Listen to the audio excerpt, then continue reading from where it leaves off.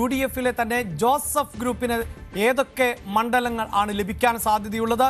Joseph group കഴിഞ്ഞ തെരഞ്ഞെടുപ്പിൽ, അതായത് 2021 നിയമസഭാ തെരഞ്ഞെടുപ്പിൽ 10 സീറ്റുകളിൽ ആയിരുന്നു ജോസഫ് ഗ്രൂപ്പ് മത്സരിച്ചതെങ്കിൽ ഈ തെരഞ്ഞെടുപ്പിൽ അത്രയും സീറ്റുകൾ ജോസഫ് വിഭാഗത്തിന് നൽകില്ല എന്നതാണ് ഇപ്പോഴത്തെ വിവരം. അതിൽ തന്നെ 2 സീറ്റുകൾ ഉറപ്പായും ജോസഫ് വിഭാഗത്തിന് നഷ്ടപ്പെടും എന്നത് ഈ ഘട്ടത്തിൽ നമുക്ക് ഉറപ്പിച്ച് പറയാൻ സാധിക്കും. 10 സീറ്റുകളിൽ 8 സീറ്റുകൾ മാത്രമായിരിക്കും നൽകുക. ഒരു പക്ഷേ 2 സീറ്റുകൾ കൂടി അധികമായി ആവശ്യപ്പെടുന്നുണ്ട്. ഇപ്പോഴത്തെ ഒരു രാഷ്ട്രീയ പശ്ചാത്തലത്തിൽ മത്സരിക്കുന്ന സീറ്റുകളിൽ വിജയിക്കുക എന്നതാണ് പ്രഥമമായ ആവശ്യം. അതിന് അംഗീകരിക്കുമോ, അതിനോട് പോസിറ്റീവായ ഒരു നിലപാട് സ്വീകരിക്കുമോ എന്നതാണ് അറിയേണ്ടത്. ഇതാ 2021 മത്സര ചിത്രമാണ്. 2021 ഏതൊക്കെ മണ്ഡലങ്ങളിൽ ആയിരുന്നു PJ ജോസഫ് വിഭാഗം മത്സരിച്ചത് എന്നതാണ് നമ്മളിപ്പോൾ കാണുന്നത്. ഈ പ്രേക്ഷകർ ഈ സ്ക്രീനിൽ കണ്ടുകൊണ്ടിരിക്കുന്നത്. അവിടെ കോതമംഗലം, കടുത്തുരുത്തി, ചങ്ങനാശ്ശേരി, ഏറ്റുമാനൂർ, തൊടുപുഴ ഉൾപ്പെടെയുള്ള മണ്ഡലങ്ങളിൽ മത്സരിച്ചിരുന്നു. മറ്റ് 5 മണ്ഡലങ്ങളിൽ കൂടി മാറ്റുരച്ചിരുന്നു എന്നതാണ്. തിരുവല്ലയും ഇടുക്കിയും ഇരിങ്ങാലക്കുടയും തൃക്കരിപ്പൂരും ഉൾപ്പെടെയുള്ള മണ്ഡലങ്ങളിൽ അങ്ങനെ 10 മണ്ഡലങ്ങൾ ആയിരുന്നു പ്രധാനമായും മത്സരിച്ചത് എങ്കിൽ ഇത്തവണ അതിൽ 2 മണ്ഡലങ്ങൾ എന്തു തന്നെയാണ് എങ്കിലും PJ ജോസഫിന് വിട്ടു നൽകേണ്ടതായി വരും എന്നതാണ്. അപ്പോൾ ആ 2 മണ്ഡലങ്ങൾ ഏതൊക്കെ എന്നതാണ് നമ്മൾ പരിശോധിക്കുന്നത്. 2026 നിയമസഭാ തെരഞ്ഞെടുപ്പിലേക്ക് എത്തുമ്പോൾ കോൺഗ്രസ് ഏറ്റെടുക്കാൻ പോകുന്ന മണ്ഡലങ്ങൾ ഏതൊക്കെ എന്നതാണ്. അവിടെയാണ് കുട്ടനാടും ഏറ്റുമാനൂരും. ഇത്തവണ രാഷ്ട്രീയ സാഹചര്യം PJ ജോസഫിന് മത്സരിപ്പിച്ചാൽ പോലും വിജയിക്കാൻ പറ്റാത്ത ഒരു സാഹചര്യത്തിൽ കോൺഗ്രസ് ഏറ്റെടുത്ത് സ്ഥാനാർത്ഥികളെ മത്സരിപ്പിക്കുകയാണ് എങ്കിൽ അവിടെ വിജയക്കൊടി പാറിക്കാം എന്ന ഒരു വിലയിരുത്തൽ കോൺഗ്രസിനുണ്ട്. അതുകൊണ്ട് തന്നെ ഈ 2 മണ്ഡലങ്ങൾ ഉറപ്പായും ഏറ്റെടുക്കുന്നു എന്നതാണ് നമുക്ക് മനസ്സിലാക്കാൻ സാധിക്കുന്നത്. ഒപ്പം ഞാൻ സൂചിപ്പിച്ചു കഴിഞ്ഞു, 4 മണ്ഡലങ്ങൾ വരെ ഒരു പക്ഷേ ഏറ്റെടുത്തേക്കാം. അതിലൊരു കോംപ്രമൈസ് ചർച്ചയിലേക്കൊക്കെ പോയി ചിലപ്പോൾ 7ലേക്ക് എത്താം. 10 എന്നതിൽ നിന്ന് 3 സീറ്റുകളൊക്കെ വിട്ടുകൊടുക്കാം എന്നതാണ്. രാഷ്ട്രീയമാണ്. സ്വാഭാവികമായും അവിടെ ചെറിയ വിലപേശലുകൾ ഉണ്ടാകും. അങ്ങനെയെങ്കിൽ മറ്റ് 2 സീറ്റുകൾ ഏതൊക്കെ കോൺഗ്രസ് ഏറ്റെടുക്കാൻ സാധ്യതയുള്ള സീറ്റുകൾ? അവിടെയാണ് ഇടുക്കിയും ചങ്ങനാശ്ശേരിയും പരിഗണനയിൽ ഉള്ളത് എന്നതാണ്. രാഷ്ട്രീയത്തിൽ സ്വാഭാവികമാണ്. ചർച്ചകൾക്ക് ശേഷം മാത്രമാണ് ഒരു ധാരണയിലേക്ക് എത്താൻ സാധിക്കുകയുള്ളൂ. ഇപ്പോൾ UDF-നോട് ഒപ്പം നിൽക്കുന്ന PJ ജോസഫ് വിഭാഗത്തെ പൂർണ്ണമായും തടയുന്ന ഒരു സമീപനം മുന്നണി സ്വീകരിക്കുകയില്ല, പിണക്കുന്ന സമീപനവും സ്വീകരിക്കുകയില്ല. പക്ഷേ വിട്ടുവീഴ്ചകൾ ആവശ്യപ്പെടും എന്നത് തന്നെ നമുക്ക് അനുമാനിക്കാം. ശ്രീജിത്താണ് ഇപ്പോഴുള്ളത്. ശ്രീജിത്ത്, നേരത്തെ തന്നെ PJ ജോസഫ് ആവർത്തിക്കുന്ന ഒന്ന് സീറ്റുകളിൽ വിട്ടുവീഴ്ച ഉണ്ടാകില്ല എന്നതാണ്. ന്യൂസ് 18 അബു ജോൺ നൽകിയ അഭിമുഖത്തിലും വ്യക്തമാക്കിയിരുന്നു അങ്ങനെ ഒരു സീറ്റ് വിട്ടുവീഴ്ചയുടെ ആവശ്യമൊന്നുമില്ല. അതിന് അദ്ദേഹം ചില സാങ്കേതികത്വം അടക്കം പറഞ്ഞ പശ്ചാത്തലമുണ്ട്. അതായത് കോൺഗ്രസ് എത്രയോ സീറ്റുകളിൽ മത്സരിച്ചു, 22 സീറ്റുകളിൽ മാത്രമാണ് വിജയിക്കാൻ സാധിച്ചത്. ആ വിജയ റേഷ്യോ നോക്കുമ്പോൾ ആനുപാതികമായി PJ ജോസഫ് വിഭാഗത്തിന് വിജയിക്കാൻ സാധിച്ചു. അപ്പോൾ പിന്നെ സീറ്റുകൾ വേണമെന്ന് ആവശ്യപ്പെടുന്നതിന് യുക്തിയില്ല എന്നതാണ്. പക്ഷേ പ്രായോഗിക രാഷ്ട്രീയം എന്നൊന്നുണ്ടല്ലോ, അവിടെ PJ ജോസഫ് വഴങ്ങും എന്ന് വേണമോ അനുമാനിക്കാൻ?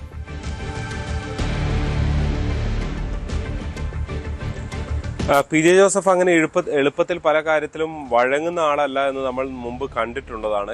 ജോസ് കെ മാണി വിഭാഗവുമായിട്ടുള്ള പിളർപ്പ് ഉൾപ്പെടെയുള്ള കാര്യങ്ങൾ നമ്മൾ കണ്ടിട്ടുള്ളതാണ്. ഇവിടെയും ചില വിട്ടുവീഴ്ചകൾക്ക് തയ്യാറാകും എന്ന് ജോസഫ് കഴിഞ്ഞ ദിവസം നടത്തിയ പ്രതികരണത്തിൽ വ്യക്തമാക്കിയാണ്. ജോസഫ് അങ്ങനെ എല്ലാ സീറ്റുകളുടെ കാര്യത്തിലും വിട്ടുവീഴ്ച ചെയ്യുമെന്ന് ഇപ്പോൾ കരുതാൻ വയ്യ. പക്ഷേ എന്നിരുന്നാൽ തന്നെയും ചില വിട്ടുവീഴ്ചകൾക്ക് PJ ജോസഫ് വിഭാഗം തീരുമാനമെടുത്തിരിക്കുന്നു എന്നുള്ളതാണ് കഴിഞ്ഞ ദിവസം ഏറ്റവും ഒടുവിൽ അദ്ദേഹം നടത്തിയ പ്രതികരണത്തിൽ നിന്ന് മനസ്സിലാക്കാൻ സാധിക്കും. നമുക്ക് ജോസഫ് ഗ്രൂപ്പിൽ നിന്നും അറിയാൻ സാധിക്കുന്നത് അത് തന്നെയാണ്.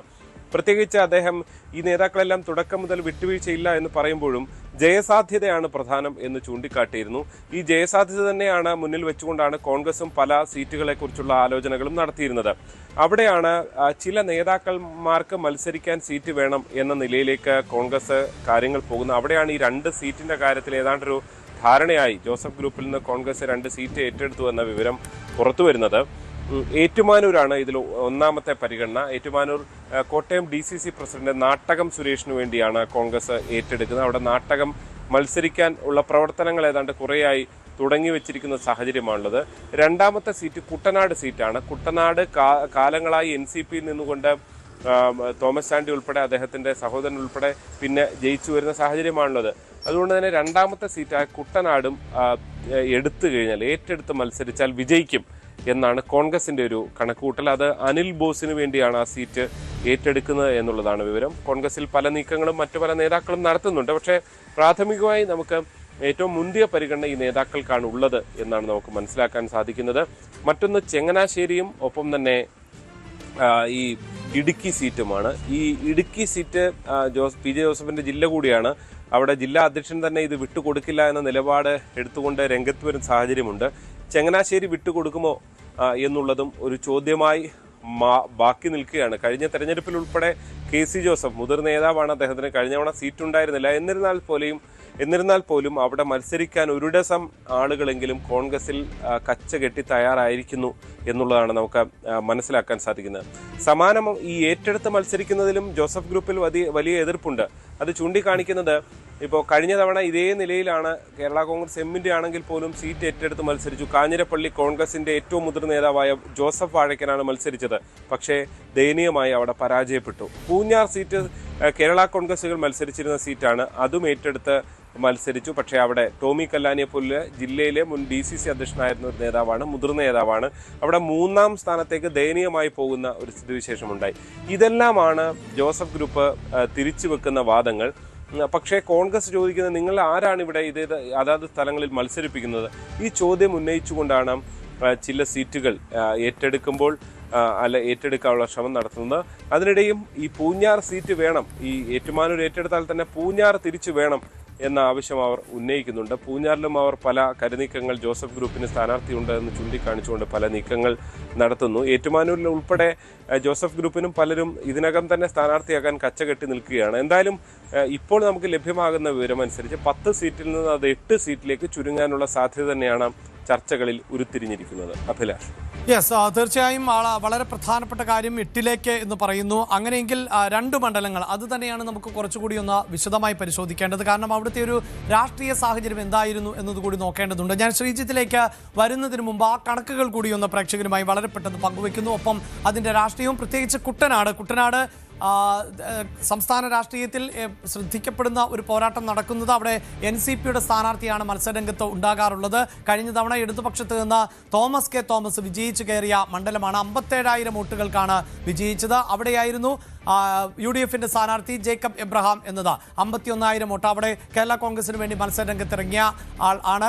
NDAയുടെ സ്ഥാനാർത്ഥി തമ്പി മേട്ടുത്തറയായിരുന്നു. 14,000 വോട്ടുകൾ ആണ് നേടിയത്. ഇവിടെ നോക്കിയാൽ നമുക്ക് മനസ്സിലാക്കാൻ സാധിക്കും 51,000, 57,000, ഏതാണ്ട് 6,000 വോട്ടുകളുടെ ഭൂരിപക്ഷം എന്നതാണ് നമുക്ക് മനസ്സിലാക്കാൻ സാധിക്കുന്നത്. അങ്ങനെയെങ്കിൽ ആ വോട്ട് ഭൂരിപക്ഷത്തെ മറികടക്കാൻ പറ്റുമോ എന്നുള്ളതാണ്.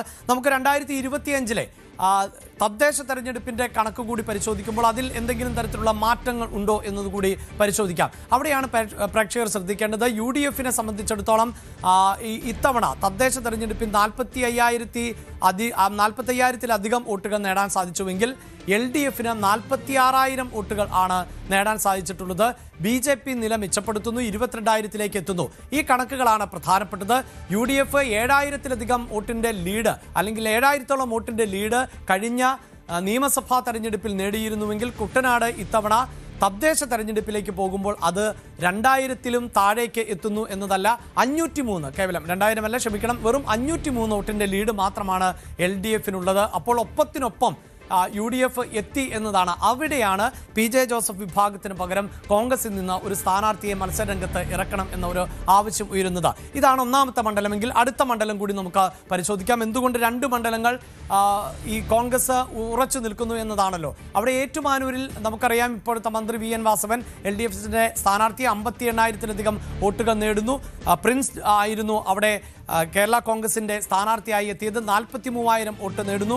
ഹരിയായിരുന്നു അവിടുത്തെ NDAയുടെ സ്ഥാനാർത്ഥി, 13,000 വോട്ട് നേടുന്നു. വലിയ ഭൂരിപക്ഷത്തിൽ തന്നെയാണ് VN വാസവൻ വിജയിച്ചത് എന്നതാണ്. അപ്പോൾ പിന്നെ എന്തുകൊണ്ടായിരിക്കാം ഏറ്റുമാനൂർ തേടുന്നത്? 2025-ലെ കണക്ക് കൂടി നമ്മൾ പ്രേക്ഷകരുമായി പങ്കുവെക്കാം. അവിടെ 2025-ലേക്ക് എത്തുമ്പോഴും കണക്കുകളിൽ വലിയ മാറ്റം ഉണ്ടാകുന്നു എന്നതാണ് എടുത്തു പറയേണ്ടത്. ഏറ്റുമാനൂരിലെ വലിയ ഭൂരിപക്ഷത്തെ കഴിഞ്ഞ തദ്ദേശ തെരഞ്ഞെടുപ്പിൽ മറികടക്കാൻ UDFന് സാധിച്ചു. 42,651 UDF, LDFനെ സംബന്ധിച്ചിടത്തോളം 47,320 എന്നതിലേക്ക് എത്തുന്നു. UDFന്റെ ലീഡ് 1,300-ആയി ഉയരുന്നു. കൂടുതൽ വാർത്തകൾക്ക് News 18 Keralam YouTube channel subscribe ചെയ്യുക.